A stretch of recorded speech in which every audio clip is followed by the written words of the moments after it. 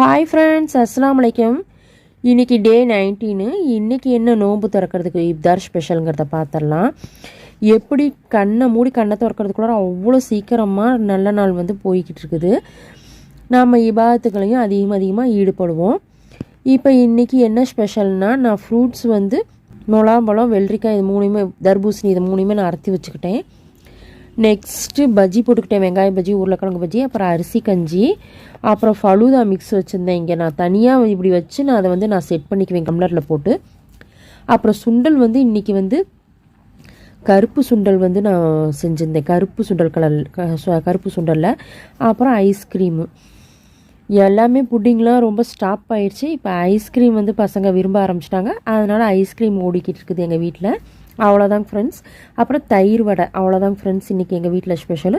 இன்ஷா அல்லாஹ் நாளைக்கு என்ன இப்தார் ஸ்பெஷலுங்கிறத பார்த்துடலாம். தேங்க்யூ.